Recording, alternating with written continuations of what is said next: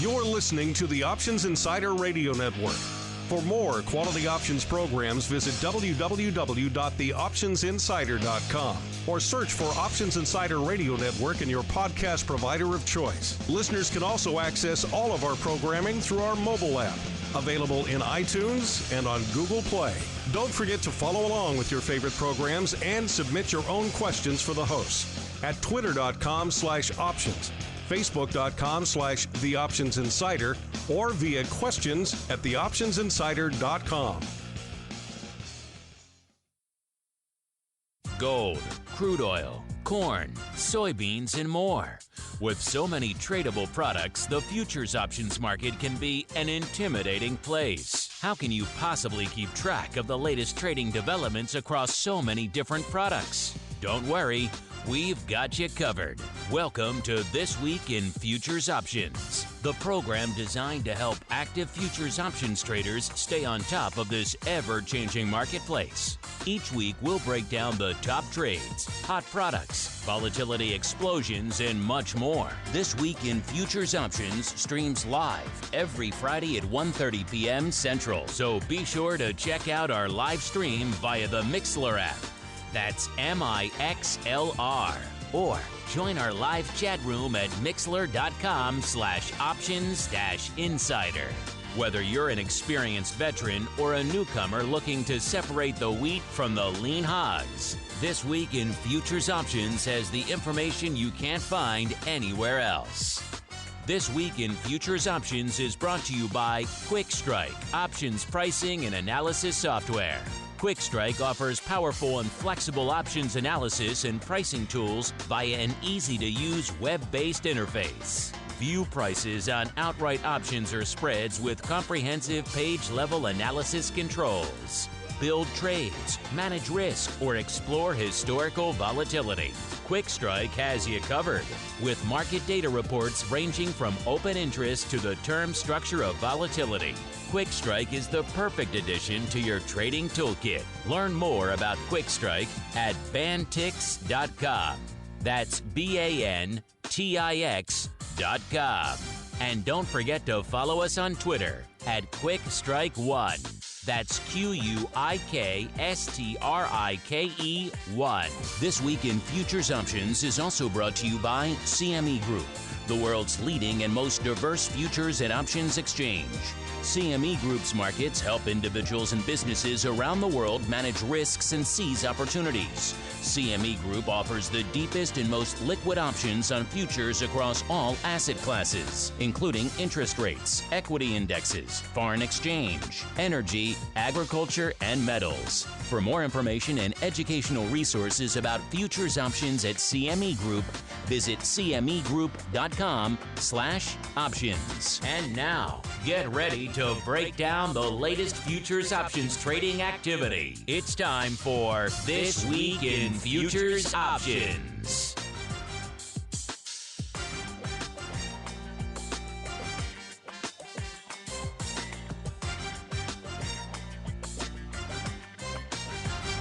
All right, everybody. That funky tune means it's time for the funkiest show on the network, the final show of our broadcast week. Yes, it's time for TWIFO.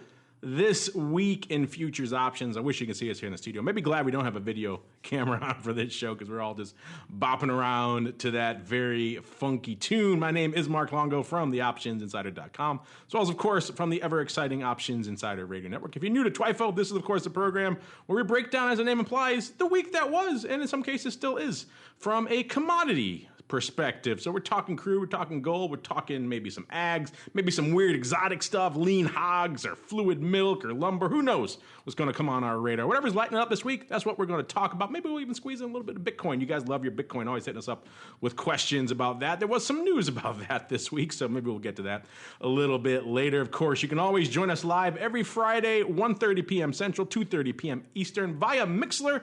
If you join us early for VolView, stay long. We'll play some shows in between for you. You can hang out there in the chat a little bit, and you can hop right into TWIFO. I know a lot of you guys like your commodity volatility fix, so we got you covered here. We'll talk skew, we'll talk implied, talk all sorts of fun stuff here on this program as well. And of course, you can always follow along with us live, cmegroup.com twitefo. So you listen to the live stream on Mixlr, and then you can go ahead and actually our friends over there, Quick Strike, they do the extra step of turning on the reports. So not only can you get the week's action, but you can actually click on those links and see, okay, what was the number one strike in crude this week? What was the hot option in gold, or whatever your product of choice is? Go ahead, click on them. They're live. They're going to be live for a little bit, at least for the show time today, maybe into the weekend. You might have to ask Mr. Nick in a little bit, see what he says about that, because he's the guy who turns it on. But he's nice enough to turn it on for you. Go check it out. If you're listening live, you should be firing that up. cmegroup.com/twifo. It's a pretty powerful tool. You get it completely for free. Make the most of it. You don't get that very often out here in the marketplace. And however you listen, hit us up. Questions, comments, insights, pearls of wisdom. We love them all on all the social media outlets, on the live chat, however you like to listen. We do love to hear from you guys. And joining me on the old program today, my cohort, my partner in crime, my commodity yin to my yang, the dark side to my light side. I can go on forever. Let's just bring him on. Mr. Nick Howard, the founder of Bantix Technologies and the creator of the platform we're using right now called Quick Strike. Mr. Nick, welcome back to the TWIFO program, sir. Hey, good to be here. And it feels like Tuesday and not Friday, because I've only been working a couple days. So this week in Tuesday options, TWIDO. Yeah, it is a weird week. We, of course, had a half day here in the States, listeners, for our July 4th holiday. Tuesday, markets were closed, so a lot of you listeners out there got to have a nice freebie day, even if you don't live in the U.S., because a lot of the markets you trade were closed. So, yeah, it's kind of a weird one. It does feel like it could be like a Wednesday or something right now. But instead, it's Friday. That means it's time for TWIFO. And Mr. Nick, I'll let you, since you and I haven't chatted in about a week, I'll let you pick. Where do you want to start our voyage first, sir? Well, I think we stay with the slippery stuff. We look at the crude since, we had a little bit of a run up last week, seemed to retrace that a bit this week, got a little volatility back. So let's go there. Your wish is my command, sir. Let's get into the sticky stuff, the Texas tea, the Beverly Hillbillies goodness out there. Of course, if you guys are following along over there at cmegroup.com/TWIFO, go to the drop down there, choose your products, click energy, then click WTI American. And that's exactly what we're talking about here right now. And it was an interesting week. There's been a lot of hand-wringing. What's going to go on in crude? What will happen? We saw last time we talked a nice protracted sell-off. That sell-off kind of eased, saw a bit of a rally. You saw a net on the week. It was still off those lows, but a net sell-off on the week of about a handle and a half to two handles, depending on where you're looking out there on the term structure, right around 44.5 to 45, depending on where you're looking out there in crude. So right literally in the middle of that 40 to 50 range that has kind of been vacillating around, was hovering on the low end there for a while, kind of rallied a bit, then gave up some of that steam.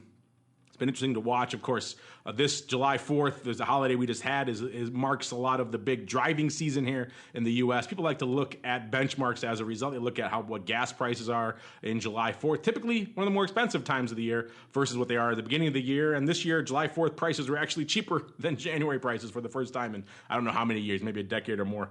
So it's been quite a while since we've seen these kind of indicators falling, and all that as a result of all the pressure we've seen on crude of late. Of course, that continued downside movement, we've said it before, the puts are kind of juicy. The puts are where the action is from a vol perspective out there in crude. So we see downside action. We're going to see a little bit of a vol pop, and that's kind of what we saw over here this week as well. Vol up pretty strong, about 2 to 3 points, depending on where you're looking out there on the term structure. Obviously a little bit more in the front portion of the curve, a little bit less farther out, but somewhere in the 2 to 3 point range. The front couple months, maybe 4. That's front month, more gamma than vol. We all know that anyway. So it's interesting stuff. I'll let Nick get into the quick skew in a little bit, what he saw, puts versus calls, because that's always where a lot of the nuance is in the space. And quite frankly, one of the reasons you guys, if you don't use it for any other reason, you should be using the quick strike just for the quick skew. It's literally the only platform I've ever seen that does that. Other things will spit out a skew number for you. They'll take the calls and the puts and average them together, give you some kind of number, and that's your skew number. Doesn't really tell you what's moving, though. The calls moving or the puts moving. This quick skew will tell you and show you on a graph exactly what's moving. Here's what's happened with the puts. Here's what happened with the calls, and allows you to make a much more informed trading decision as a result. Maybe you want to sell those puts and buy those calls, or vice versa. Now you can see it exactly. So we like that degree of nuance, and here's pretty much literally the only place you can find it. So if that's not a reason enough for you guys to play around with the tools, let alone with the fact that they're free, I don't know what you're waiting for. And out here, it's been another interesting week out here in crude options. Open interest up, not quite as strong as it has been in recent weeks, because it was a holiday week after all, but still up 4%. That's saying a lot given the fact that we had, a big holiday earlier in the week. And if you're wondering, number one with the bullet, was again out there in the front month, where we saw about over half, actually, of the volume of this month, 56.5% roughly coming in for the volume out there. So a lot of front month action. Again, not so much in the weeklies. There were a couple thousand contracts going up on the weeklies, so that's good to see. But it is all front month pretty much all the time. And the number one with the bullet, which may come as a surprise to some of you guys, considering the fact that we net sold off on the week, were the 48 calls. The calls leading the charge this week by a pretty decent amount, about 35,000 contracts, including about 12, almost 13,000 on Wednesday and about almost 11,000 on Thursday. So all those 2 days, almost 24,000 just in those 2 days, so well over half. The rest coming scattered throughout the week. So again, a quiet week, Tuesday off, but still good numbers for a lot of these active strikes. And that was actually pretty much net even OI on the week. So there's a lot of churn on that 48 strike. It wasn't just people coming in and buying or people coming in and selling. It was a lot of back and forth, which is pretty interesting. So 48, clearly the strike du jour this week. Coming in number two were the 45 puts, so a very tight strangle / risk reversal, about 30,000 and change of those, including, again, Wednesday and Thursday, the two active days, 13,000 on Wednesday, 10,000 on Thursday. A little bit different here, though, a little bit different story, about 3,500 of those net opening on the week. So, again, a lot of back and forth, which is to be expected. These are front month, near out-of-the-money strikes. This is where a lot of the action tends to be, so it makes sense to be a lot of back and forth on those strikes. We get a little bit farther out, a little bit more exotic strikes. That's where we're going to see maybe a little bit more one-sided paper. And then coming in number three, hot on its heels, were the 42 puts. So a little bit more out of the money. Again, that strike was pretty close to at the money a week or two ago. So just if you don't like where the strikes are, wait a week and then you get to see something else out there. The 42 puts lighting it up to the tune of about 29,000 and change. Again, about 11,000 on Wednesday. And again, a similar story, pretty much nets a little bit actually closing on the week. So again, these were a lot of active, a lot of back and forth trading on all of these strikes. No net real bias one way or the other. Same tune for the 43 puts. Nice little put strip here. 45, 42, and 43. The 43's getting about 26, almost 27,000. The lion's share actually coming on Thursday this time. Almost 12,000 going up on Thursday alone. And again, pretty much net even on the week. So there's a lot of back and forth on all these, which has kind of been the case for Crude for a while. There are the bulls out there. There are the bears. Clearly the bears are positioned long-term in the options. That's where we've seen the bias to the skew for some time. But near-term, particularly in the front month, there's a lot of back and forth on this as people are looking to hedge, speculate, do a lot of other stuff. And so there's a lot of ambiguity as to where Crude's going in that front month, and we see that reflected in the strikes. Not to be forgotten, the 47 calls also active, 28,000, including pretty much even 9,300 on Wednesday, 9,300 on Thursday, and about 4,000 total net opening on the week. So a little bit more of maybe some call bias going on here on the 47s out here. So a lot of stuff to break out. We like to look a little bit farther out as well. Dees end of this year, 40 puts also fairly active this week. About 6,000 of those going up, including a big chunk of about 4,000 almost going up on Wednesday. About 1,000 of those net opening on the week. So there was some back and forth on that strike as well. But still, interesting stuff. 40 puts, so if you're a little bit longer term, a little bit bearish, maybe somebody out there agreeing with you in that range. And farther out, we did see, looking here, see if there's any exotic, crazy prints. Got some action on the 50s. The 45 puts also in August were pretty active, about 75,000. I guess 49 calls out here in Dees 2018 is probably one of the more active ones. About 1,600 of those opening, all of that trading, all of that opening, 1,000 on Wednesday, 600 on Thursday. So someone opening up a pretty sizable position on the 49 calls, Dees 2018. Aside from that, let's get out here to the Mr. Nick. Mr. Nick, what's catching your eye out here from an options perspective, from a skew perspective? Pretty much all of the above. What was catching your eye out here in Crude this week, sir? Yeah, I think the one that you might not have seen here is the 70 call into December 17. Had two big open interest change days on Monday and Tuesday. So 1,000 on Monday, 1,000 on Tuesday. So a change of 2,000. So that's only 130 days out, and people are a little bit of a speck out there on the 70 strike. So that was an interesting one. The other thing sort of noticed as well in the September contract had a lot of opens in the top 10. So top 10 strike trading. So a significant number of new positions across a varied range of strikes in the September. So part of that could be as the AUG rolls off and the SEP rolls on, people are switching their positions out. Might have been opportunistic this week given where we were trading. The other thing to note too, you mentioned the 48 calls in August were the high volume winners for the week. And I think, at the end of last week when we were doing our show, we talked about whether there'd be some follow through to the rally. I think we both speculated that we might see some follow through given the fact that it was potentially a 4-day holiday for a lot of people. There was a run up, then people come in Monday who might have been gone or, maybe catching up if their position is a little bit behind. So we got an initial run up on Monday, kind of hung around on Tuesday around the 47. And, that's where a lot of the activity was. We traded up to 47.30, I think, on Tuesday. And then, that's where a lot of the 48 strike may have come into play if people thought that rally was going to continue. Now, you mentioned that it wasn't a lot of opening, but, there could have been some short position covering, stuff like that, and some new people getting in.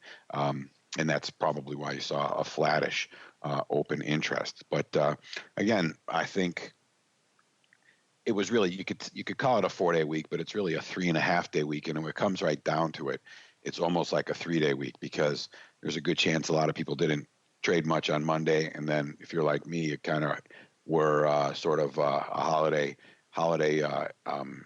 indifference on Wednesday. So I kind of got a late start getting into work. And I think a lot of that might have, looking at the train in town, seeing how many people were going into the city and who was coming home, it looked like that was sort of a similar thing. And it was a good holiday week in general to kind of take as few PTO days as possible and get the most for your money. So I think we had kind of a soft participation on Monday while we got the run up, and I think we got the sell off a little bit as people came back, and then there was some EIA numbers that came out as well, and also some inventory numbers. So, we're right back around the, more or less, we're right back around the 45 strike, and we're probably a little lower than we were 3 weeks prior. So, again, same thing we've been talking about, kind of that 42 to 48 range we've been trading, and it feels like it. We had. I was surprised. I think I looked earlier in the day. I didn't see, even we were down like 3% in the futures. It didn't look like people were so interested in volatility. And then I think that last percent, and again, we always talk about that first 2% kind of wakes people up, and then that next 2% is where vol starts to kick in a little bit.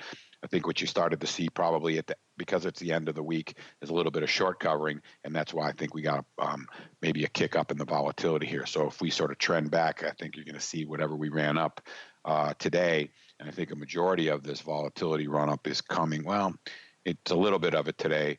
A lot of it came. That was for the week. That's why I'm confusing myself. Yeah, so not a big volatility change today, but we had the jump, I think, on the break or coming off of. Let me take a look at that and see exactly when that was. Yeah, so our increase came. Around when we started to come off that 47.30 high. So. Like we've been talking about, I see us range trading here. I know that I've heard a number of different things. Our poll, people think we're going to be trading below 38. You mentioned, you mentioned, or I heard somebody, I think you mentioned where people speculate that we could be as high as 58 by the end of the year. So again, even though that sounds high, we're still sort of rangy from where we are right now, 38 to 58, not a great. Not a super wide range, but still a fairly wide range. We've seen much bigger in a year, but I'm still thinking that we're in the 40 to 50, 42 to 48 right now. That's how we've been trading. So at least that's how it feels from over the last 3 weeks. And I think there's not going to be much that's going to push it outside of there. And if there is, that's when we'll see even a bigger volatility kicks up or down. As far as the skew goes, I think we can start to move away from the August because it's under 10 days and our vol curve starts to look a little bit more, for lack of a little bit more smile or normal as we move towards there. Both calls and the puts that are out of the money start to trade above at the money, and we're seeing that here. Puts are still rich, but not anything spectacularly different. We had a little bit of a pump in the puts and a little bit of a push down in the calls. So I think that that came more than likely, when we came off the, let me take a look on here on the quick skew. When we came off our highs on Tuesday, people get a pushback. So I think it's a really edgy market when it comes to the upside and the downside. That rally's not going to do much in terms of keeping people nervous about the volatility, but the downside more than likely will. And we're seeing that just in how the quick skew is moving. So again, you can click on those links if you're listening in and following along today, and you can see how that the calls and puts and the relationship to each other, and that the money has switched back and forth for the week.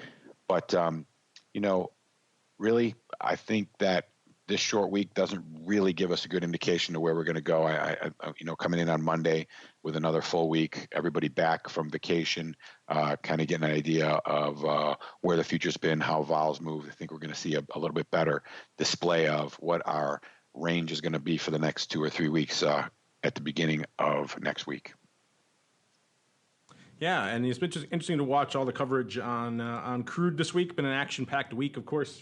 A lot of people write about crude. Reuters out there. Reuters straight up ripping off our TWIFO show here, Nick. What do you think? I guess imitation, the sincerest form of flattery. What do you think? They're out there putting a big write-up out there this week talking about Brent. We didn't talk a lot about Brent on the show, so that's where they're finding their point of differentiation there. Saying Brent bulls and bears play options tug of war. And what are they doing? They're doing exactly what we do on TWIFO. They're breaking down the hot strikes, the months, the implied vol, showing what was going on in Brent, where 55 calls were really active. 55 calls out there doing pretty active. 45 puts also active out there in Brent, around 12,000 lots changing hands. So clearly Reuters inspired by our TWIFO program. I'm teasing, of course. There's room for a lot of love out there in the crude land. But what do you think, Mr. Nick? Clearly we're inspiring some people out there. What do you think? Well, I actually can, in our development environment, I can see that product as well, and they're correct. The 55 calls and the 45 puts are similar, but I think that if you look at it from a WTI to Brent comparison, they might have a little wider range that people are looking from that product's perspective in terms of where they think things are. But that spread, it's trading a lot. It's trading a little wider than when we were talking about the WTI Brent spread a while back. But hey, look, if they want to take our lead and start talking about that, they don't have quick skew though, right? So let them come at us with that. Yeah, they mentioned looking at according to Reuters data. That's the first thing I noticed. So, well, they don't have the cool quick skew. So there you go. They did. They picked out specific strikes, right? So, but you're picking out specific strikes around a future. It doesn't really give you the same balance that you get when you talk about a specific delta, right? So we're talking percentages around the at the money versus particular strikes, which we could do as well. But hey, look, I hope that's good. Let them talk about it. That's the way we generate interest in everything across the board. I think looking at open interest though across the two different products, I think WTI's got a pretty good beat down on that other product anyway. So there you go, sir. I like it. Yeah, imitation the sincerest form of flattery. I'm just kidding. They've been covering commodities for some time. It is nice to see them jumping into our end of the pool here a little bit, though, as well. Moving on, Mr. Nick, it was a crazy day out here in the metals. In fact, we asked you guys at the top of the show. Let me see if I can pull up here your responses. Give me 1 second. We asked you guys, what's on your commodity radar right now? Is it crude? Is it gold? Is it something else entirely? And we got a lot of people chime. Let me see if I can find out where exactly it is. It got pushed down my screen, of course, listeners, because what fun would it be if it was easily and readily accessible? But yeah, about 71% of you saying they wanted crude, and only 29% coming in for gold. But still, gold, a crazy day today for the metals in general. They had a kind of a bit of a weird sell-off. Particularly in silver, it dropped about 10% before they opened, before gold came in and kind of recovered things. Might have been, I don't know, Mr. Nick, there were some rumors of maybe another fat finger in the metals this week, this time perhaps in silver. We were just talking earlier about a fat finger last week I believe that was in gold, and now we see another one perhaps in silver. It's kind of ironic. There was some other talk about some other orders right on the open. Someone had to liquidate right on the open. About 8,200 contracts blasted into the market in about a 5-minute period over there on CME. These are, of course, the futures. So silver having a weird start to the day here. I'm just pulling up some of the options. We don't talk silver a lot on the show. Maybe we'll start there, Mr. Nick, just kind of for fun. The silver off net on the week about 1.25 so off about 7%. So not exactly a banner week for silver. Of course, a 10% drop right before the open, thanks to that drubbing on the futures there. All that still being sorted out what the heck was actually going on there. Of course, downside action, people bidding up some puts for protection. We're seeing a little bit of increase out there in vol. In terms of volume, open interest up about 7%, which is saying a lot for a truncated holiday week. When we're talking silver, though, we're talking smaller options activity pretty much, with actually September leading the charge out here. The SEP 16.5 calls doing about almost 1,900 contracts out there. And really quickly, before I toss it over to Mr. Nick, I'm also going to take a quick look here at gold. Again, you guys can do this yourselves, cmegroup.com/TWIFO for all the goodness out there. Just pull it up there, go to precious metals, and then gold. And then you too, my system is quite slow today for some reason, so we're going to go the old-fashioned way and pull it up for gold. But there we go. But yeah, so that you guys can do that yourselves. You can click on everything, see exactly what we're talking about. And another banner week for gold as well, flirting with that 1,200 strike, off about 30 to 35 handles, again, depending on where you're looking out there in the term structure. So off almost 3%. So yeah, net not exactly a great week for gold and the metals in general. A lot of things were weighing on broad metals, of course, this week. A lot of big macro factors coming in, chiming in, as well as perhaps some fat fingers at play again this week. All this downside giving us a little bit of boost in vol as well out there in gold. So it looks like the gold bugs are net looking to protect themselves a bit these days, hence a little bit of an increase in the vol out there. In terms of the actual OI this week, up about nearly 6%. So again, not a bad week for a truncated, as Nick said, really about 3.5 kind of day. Trading day, three day really week this week, so not a lot really to go up, and yet numbers still fairly impressive. If you said to yourself, well, that even money 1,200 put was probably where the action was this week, you were correct. That's AUG 1,200 puts, lighting it up to the tune of about 18,000 contracts. The lion's share actually coming today, nearly 8,000, nearly half, a little more, actually a little bit less than half coming up today, about 7,800. The rest kind of scattered throughout the week. About 2,000 net opening on the week, so there's clearly a lot of back and forth on that strike as well. Then we have to go out a little bit again, out to the September contract, where we see the 1170, so a little bit farther out, a little bit farther down, a little bit more bearish puts active to the tune of 11,000 and change, about 4,000 and change going up today, and a good chunk, almost half of that, coming actually as opening this week. So some opening paper out there on the 1170 puts out there. And then it kind of falls off a little bit again to get to about 6,000 of the 1135 puts also in September. So even more bearish. So some bears coming out to play here. Maybe the gold bugs don't like hearing that out there in gold land, but not a lot of love for the calls. There were about 7,000 of the 12 half calls that traded this week. Looks like a lot of back and forth. Pretty much net, slightly opening on the week, but not a ton. The lion's share coming, about 3,700 of those coming on Wednesday. Mr. Nick, pick your poison. Pretty active, weird morning for the metals, and the week maybe not so much. What caught your eye, either in silver or in the gold this week, sir? I think I'll take a look at both of them. If I didn't pay too much attention after I read the article about the drop in silver, and I even thought I saw something that they were going to bust some trades that were out there. I don't know if you saw that as well, or at least that's what some of the guys on Twitter seem to be intimating that might be happening. But for the last year or two, the silver has been pretty much on a downward path. I mean, it had blips up and down in terms of volatility, but we were essentially sitting on our lows from a constant maturity, 60-day constant maturity standpoint for the silver contract. So this was probably a well-needed little bump, but I would assume we're going to go right back to where we were if we don't see much activity from a futures movement standpoint. And the market, even with this downside push, I think the market is indicating as much that they expect a little bit of a retracement or going back to where we were. given the quick skew is really showing the calls are bid over the puts, and the smile is tilted. If you're looking at the smile, it's tilted on the right side and sloping down on the left. So calls are bid, puts are a little bit offered, puts aren't quite as offered as they were.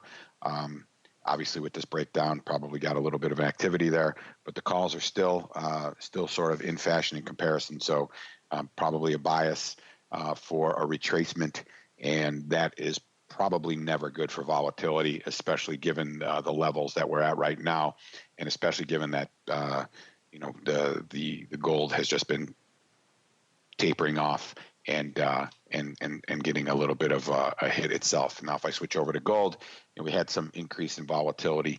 That was, obviously part of that was the move down. If I take a look at where this happened,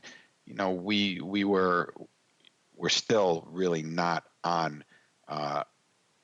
We're not as low as it's been in gold from a volatility standpoint, but again, it's a similar thing where we're sort of on a trend that is moving down. And if I'm looking over the course, it hasn't been as direct. It's been more jaunty. You like that word? More of a jaunt, up and down. I think that jaunty is a word you would use. The gold's been that is indeed one of my words. Yes, that is. I think I saw that on your wall in the office.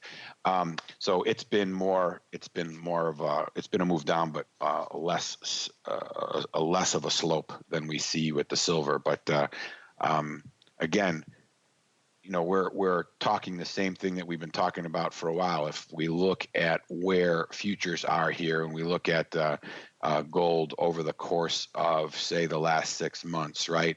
We are basically where we were 6 months ago. We traded down below 1,200 back in January, beginning of January. And if we look at our 9-month period, we hit like 1138 was our low. So, I think if you look at it from a technical chart standpoint, I think this week we went through some support in the gold. So, I wouldn't be so quick to say that we're going to see that return to where it was, and we might see some movement lower or some trending around this level, because obviously 1,200 is always going to be a price that any of the 100 prices, right? There are always going to be some support or resistance there. But, if you look at it from all the moving averages seem to have crossed in the last or this week. The 30 crossed the 60, and they're both on the downward. The 90 is also on the downward, and it looks like if you're drawing lines, you've done any technical analysis before, it looks like we went through it. So probably a little bit more weakness in the put in the gold itself.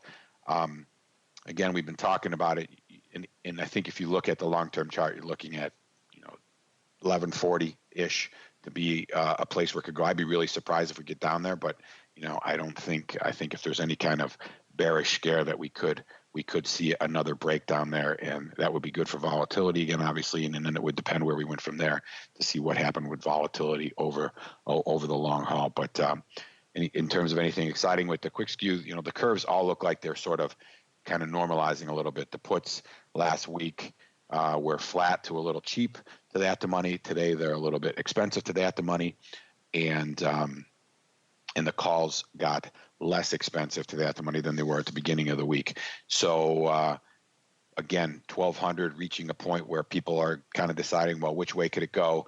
And just like we said, if we sort of push through that resistance, that natural 1,200 resistance level, then you might see that bid to the puts come again, and the calls come off a little bit. But right now, it feels like we're in a fairly even balance given the levels of the volatility, where still a bias to the upside. But I would say just eyeballing the chart, and again, not doing any technical analysis myself, but of late, but just looking at where I would draw some trend lines. I think we're a little soft here, and maybe see us sitting around here, maybe a little bit of a break before we go back up to where we were. But again, like I always say, when we're down at these levels at the bottom of a range, buy puts, buy futures, right? So if we keep going, you're going to get a vol kick.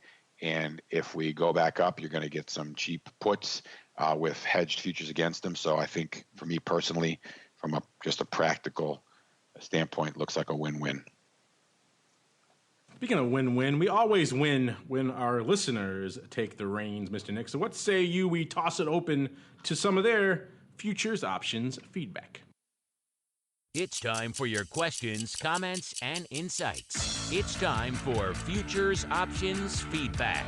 Submit your questions at twitter.com/options, facebook.com/The Options Insider, stocktwits.com/Options Insider, or via questions at theoptionsinsider.com.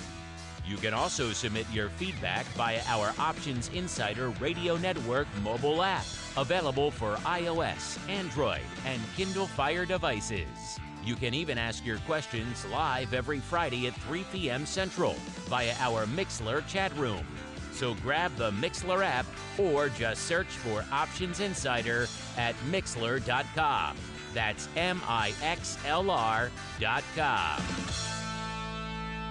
All right, everybody, welcome to your part of the show. Well, the whole show is really yours, but this is yours specifically. This is the Futures Options Feedback segment where you guys ask us all kinds of questions and comment about all sorts of fun things. We also occasionally like to ask you guys questions mentioned at the top of the show. What was kind of on your radar? About 29% crude and about 71% so far coming in. 29% for gold, 71% for crude. That was a little flash poll we do before the show. We got another one coming here in a little bit. But before we get to that, we did ask you guys, this was kind of a surprising one for me, Mr. Nick, and maybe you have some thoughts on this as well. We asked you guys last week. We said, hey, what is your options? We like to get back to basics every now and then, and options, a good basic use case for options is indeed using them to get some long, aka bullish exposure, in the underlying of choice. Could be a stock, could be a future. We said, what's your favorite way to do that? What's your favorite way to get some long exposure to an underlying? Do you like to go a long call/call spread, a short put/put spread? You want to go a stock or a futures replacement type strategy? Or you like to go the old standby of the bullish risk reversal? Mr. Nick, if you have a favorite in there, I'd be happy to hear it. And then what do you think our audience chose? Well, my favorites are always like cheap vol hedged to turn, put into a call, right? I just mentioned it here in the gold. But I think that if I had to go to get long bullish exposure, I would probably say, just for my penchant for quick skew, a bullish risk reversal. That's my penchant as well. That's why I threw it in there. A little bit of my favoritism shine in there. And is that what you think is winning our poll too? I think so. Only because you basically can get in there for if you're smart about the strikes, you can get in there where you have enough of a range on the downside that you have some premium that you could work with, and also you could also you're not paying much on that.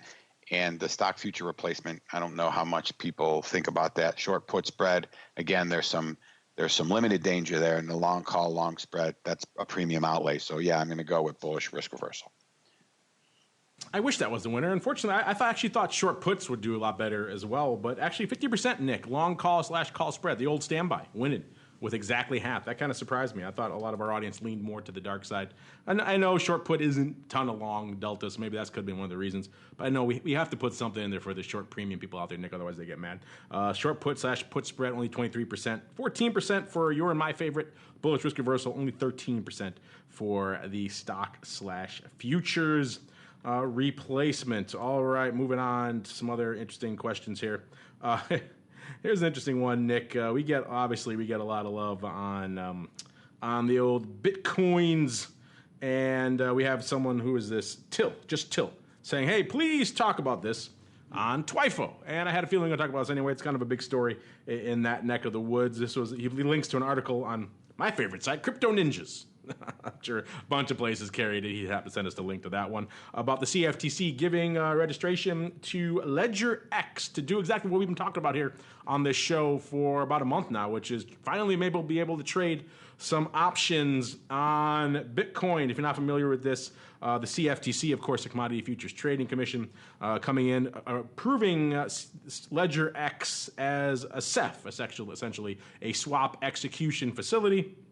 It means effectively they're going to have effectively be the first platform to be able to kind of come in and trade effectively what we want, options on these things. Now, swaps are a little bit different, so the nuances are a little bit different there, but effectively this is paving the way for what everyone wants, which is the listed market of derivatives on Bitcoin. Hopefully that will come in, that will clamp down on some of these crazy extreme moves we've been seeing out there. Also give you a way to hedge against and speculate on those moves rather than just trying to stick with some of these esoteric quote-unquote exchanges out there that are trying to trade these things. And, you know, Nick, usually I would see these things, they would kind of come in one ear and go out the other. There's a lot of players out there in the extremities of Bitcoin trying to make a cash grab on this thing. But what did catch my eye about this, one of the reasons I give this a little bit more credence, is if you dig in a little bit, this Ledger X, they got a Series B round of about $11.5 million back a few months ago, and one of the primary investors in that round was our old friends there, Miami International Holdings. If you're familiar with that name, listeners, it's because they own MIAX, the Miami Options Exchange. So they actually have some options wherewithal. They have the tech, they already have the matching engine, they're kind of ready to go. So that makes me think this has a little bit more credence into this actually becoming actually listed options. This is not someone going pretty much from 0 to 60. They have backers who actually have done this before. Now, MIAX doesn't do a ton of volume, but they have the tech, they have the infrastructure, they can list thousands of different underlyings that are active in the equity options marketplace. Now, they could easily list one, which is Bitcoin, and bring that technology and wherewithal to bear. So this gets me excited, and also for the fact that I'm sure we're going to see other players entering into this space fairly soon. Well, I'm sure CME is going to dip toes in this water fairly soon. They've already have patents out there. Other exchanges will be following suit. So this is not the last of these headlines I think we're going to be seeing, Mr. Nick, but it is perhaps a good start. We asked our listeners, Nick, before the show, give them a little flash poll. We said, hey, the first Bitcoin options exchange was approved this week. Are you guys excited? You guys have been asking us all the time. Are you finally excited to trade some Bitcoin options? We gave you the choices of heck yes, bring them on, won't touch them, I'm sick of Bitcoin, or I want to buy puts. Mr. Nick, what's your vote on the poll? What do you think is winning? Okay, give it to me one more time because I was reading the Ledger X stuff. Tell me again. I apologize. The votes are heck yes, bring them on, or you won't touch them, or you're just sick of Bitcoin, or you want to buy Bitcoin puts. Is there one for C and D? You're sick of it and you want to buy puts?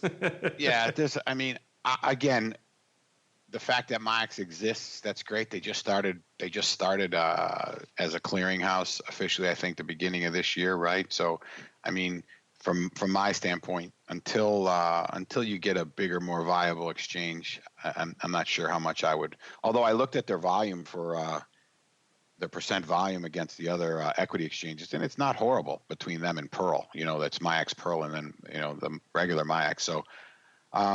Yeah, I think it'll do something. It scares me a little bit going on the smaller exchanges, but I guess people have been doing that for a while.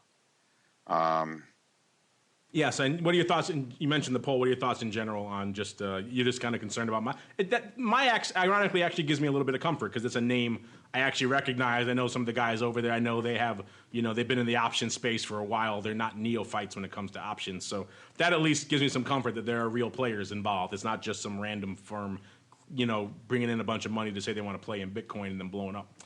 So that means they have some wherewithal. They could set a matching engine. They could do all the stuff you need to do to literally trade options on this thing. So it'd be kind of interesting. I kind of get excited. Our audience, how they're breaking down, they want to buy puts, Nick. 40% says they want to buy Bitcoin. But I can't say I blame them. Things have been taking a drubbing over the last couple of weeks. I wouldn't mind having some puts in my back pocket right now as well. That would be a pretty profitable trade. 30% saying, heck yes, bring them on. So I guess between those two, Nick, you got 70% of the people want to trade Bitcoin options. 20% says they won't touch them, and 10% say they're sick of Bitcoin. So 70% say they want them. Those are pretty decent numbers, I would think. Interesting stuff. Hopefully this comes to pass. Hopefully our friends at CME get rolling with these as well. We see other exchanges diving into this fray. It's not often that we see a product that gets this kind of groundswell of interest, and you got to kind of capture that. And if you can take a product that right now is getting this interest when it's trading effectively in the ether, no pun intended, then if you can bring it onto a listed venue with central clearing and everything else, counterparties, market makers, that's a nice thing. And then you can actually trade it, and then you actually have a real marketplace you can get into and trade, which will be kind of interesting. So yeah, what was the name there? Till. We were cautiously optimistic there, Mr. Till, I think is the way you could describe it on the old program here. Let's see what else we got here. Eli. Eli wants to know, are collars generally easier to put on in futures options due to the different skew than equity options? Easier is a bit of a subjective term. I'm going to assume by easier he means cheaper, or more favorable to put on. We talk a lot about collar. We talked about collars last week, I believe, a couple weeks ago. Maybe it was silver or gold, one of those two. We were talking about collars recently and adjusting those things. And I think someone asked, is gold favorable for a collar here? So generally, when you're talking favorable for a collar, you're talking an environment, because remember, collar means you're long the underlying. You're buying it out of the money put typically and selling it out of the money call typically. So you want an environment where the puts are cheap, the calls are expensive. And then hopefully it reverts the other way after you do it. So that's the kind of setup you need. And some things, like probably most infamously, were about a year ago. Soybeans really looked good for that. You could buy the futures, you could buy the puts for pretty much nothing, and then sell the calls. Were super juicy, and you can get nice credits and do that all day long. That was a great trade. So you had limited downside, you had great upside. If it got called away, you got paid for that. It was great. So that's the kind of environment you want. Is it in general? I mean, the skew, it kind of varies product by product. I know that's kind of a vague answer, but it's true. How many times you talk about different products on the show, and they all have different skews, and the skew can change week to week. Unlike S&P 500, where the skew is pretty much always the same. The slope may vary, but the skew is always the same. Gold, the skew is different. Crude, the skew may be different. It changes week to week. So that's kind of interesting. So it's a very fluid answer. But in general, if you find some names, maybe some of the ags around, their planting season, or others, maybe some of the metals when they're lining up, but the puts are cheap and the calls are expensive. Like there was a period in a real while there in gold where that had a perfect lineup, but the calls were super rich and the puts were nothing. So you could come in and just put on collars and gold all day long. Not quite as favorable out there now as it was. We've seen a nice sell-off. But there are those moments. You kind of have to pick and choose them. Mr. Nick, what do you have to say for our friend here, Eli? He wants to know, and generally, is it quote-unquote easier to put on collars in futures options and equity options? No, like you said, it's kind of a lame answer on our part. It really depends on the product, but I think you probably get more of an opportunity with the flipping and flopping of the vol curve, just like we've seen over the course of our show as we talked about, the theoretical 25 delta put and call. So I think that it's easier from a standpoint of there's more opportunities for it. There's products that are going to trade differently and go back and forth, like you mentioned. So I would say that I'd probably give them a nod saying it's easier. And then again, it's just a matter of picking the right product. But then, you could also, you can go the other way, right? You can depending on which leg of it is cheap or rich, you can go both ways, right? So, however you end up defining it, or risk reversal. Long or short is still a risk reversal. And then how I like to do it, you mentioned being long or short to underlying. I think of it a lot of times as doing it more from a pure volatility play standpoint, where you hedge with options too. So, if you're at a point where you can, buy a call and sell a put, or sell a put and buy a call, and then you could hedge with the at-the-money synthetic. This way you're really taking advantage of the difference in volatility, and then really have two spreads on. So it's probably better from a margining standpoint, as well as, you have multiple ways to get out of that trade as well, from both the spread and the strangle and the straddle. So easier, I would say. I got to give it easier with an asterisk, just because there's more opportunity and a little bit more diversity in the way the volatility curves are structured. Yeah, I guess I'll go for that. I mean, yeah, easier, right, is subjective, but you kind of know what you get when you go into like an S&P. You pretty much know what's there. It's just a question of degree, whether, with the commodities, you could be all over the place. So maybe in that sense, if you find that perfect, you can find that perfect setup you're not going to go in the S&P and find a scenario where the calls are super bid and the puts are super cheap unless something really weird is going on.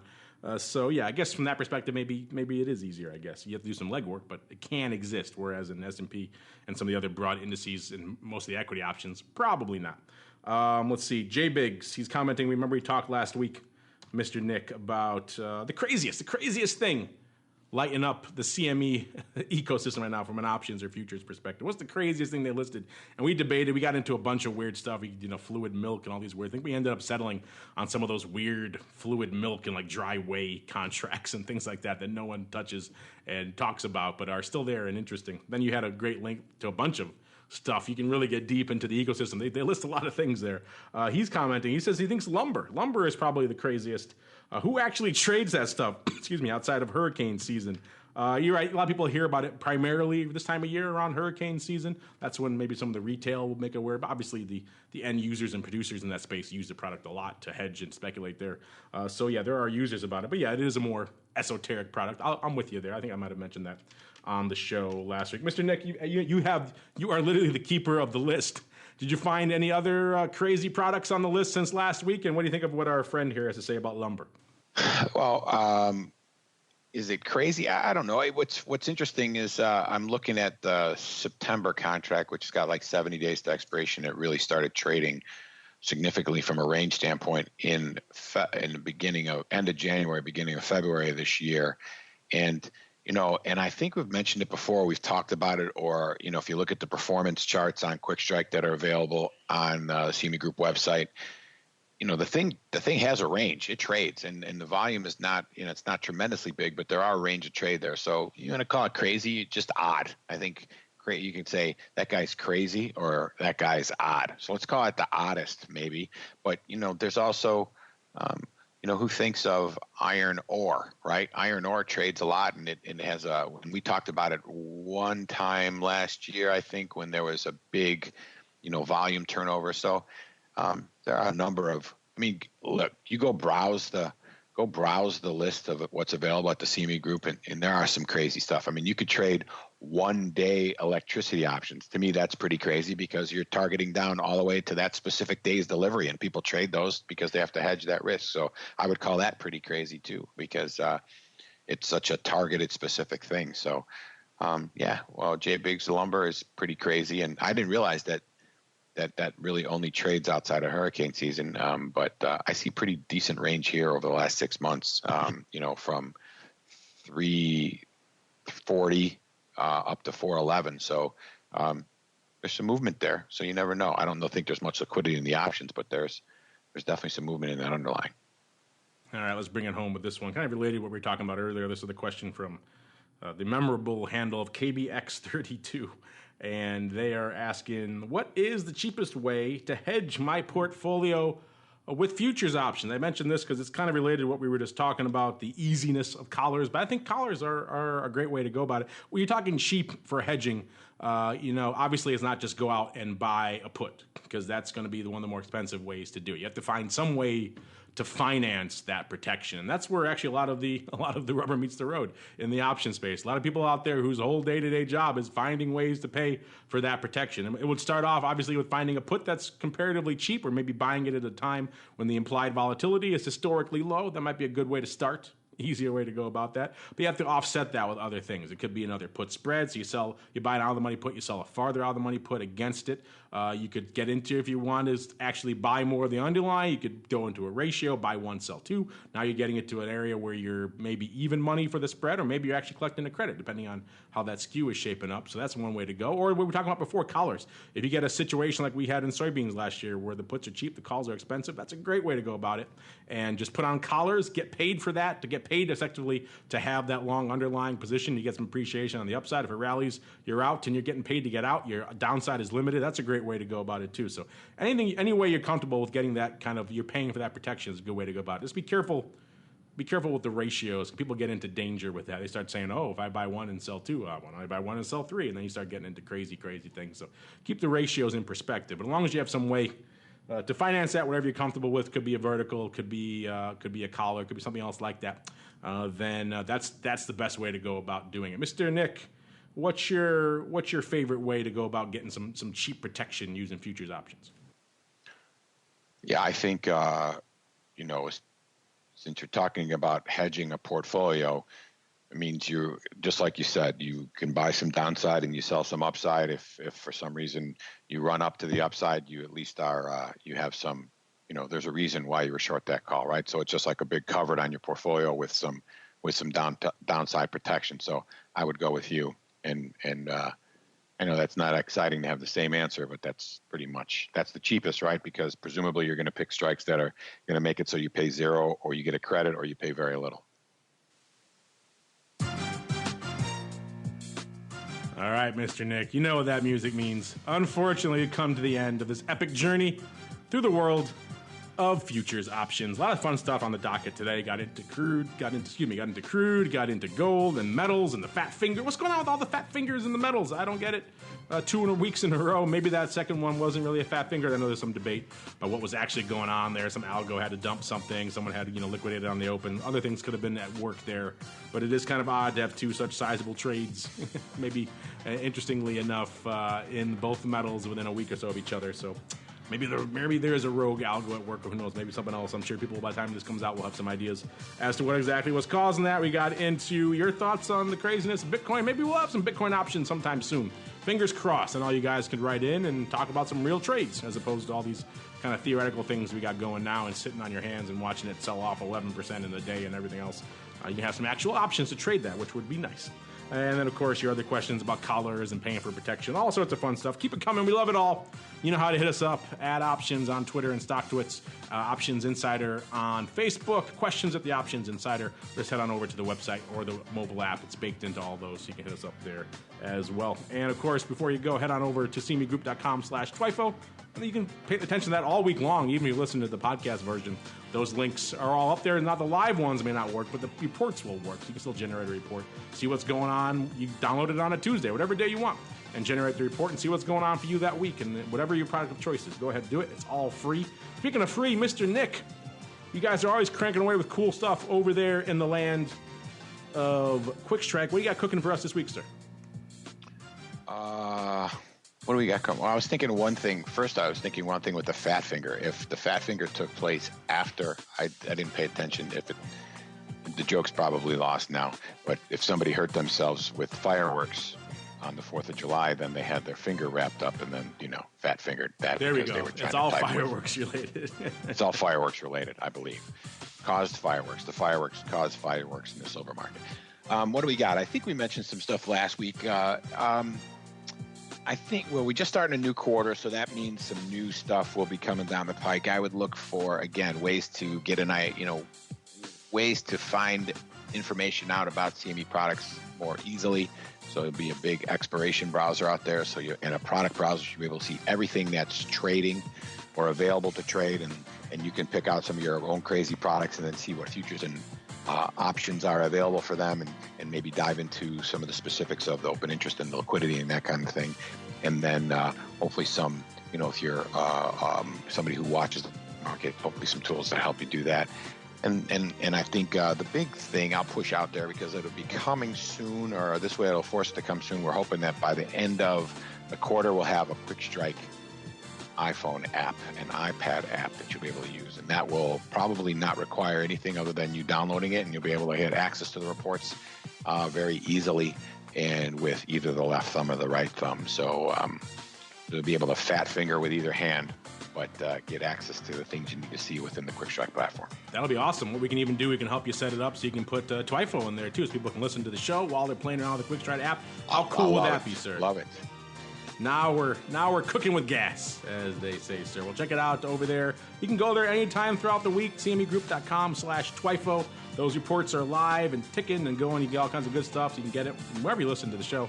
And then if you join us live on Friday, like I know a lot of you guys did today, you guys can get the live report links yourself. Click on them and get into all, see exactly what we're doing. Clicking on the hot strikes and everything else, all that cool stuff. Have fun.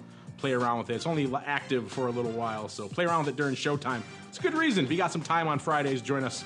Talk about all things TWIFO. This is pretty much the only place you're going to get this stuff, unless you guess you read Reuters, and maybe you get a little bit of it there too. And on behalf of Mr. Nick and our friends at CME, and indeed myself, I thank all of you out there in the listening audience for downloading, streaming, and subscribing to the show, and of course, for sending in such great questions. Keep them coming, and we'll see you next week for more of This Week in Futures Options.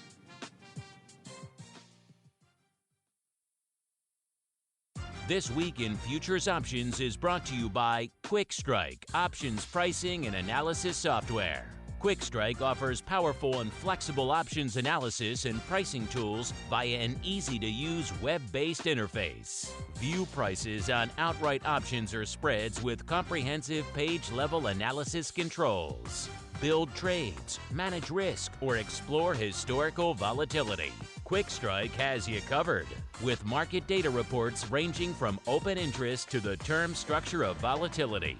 QuickStrike is the perfect addition to your trading toolkit. Learn more about QuickStrike at bantix.com.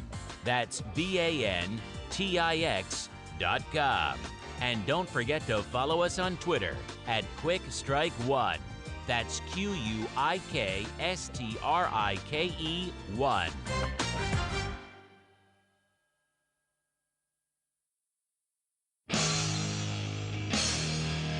The preceding program was a production of the Options Insider Radio Network. For more quality options programs, visit www.theoptionsinsider.com or search for Options Insider Radio Network in your podcast provider of choice. Listeners can also access all of our programming through our mobile app, available in iTunes and on Google Play. Don't forget to follow along with your favorite programs and submit your own questions for the hosts at twitter.com/options, facebook.com/theoptionsinsider, or via questions at theoptionsinsider.com.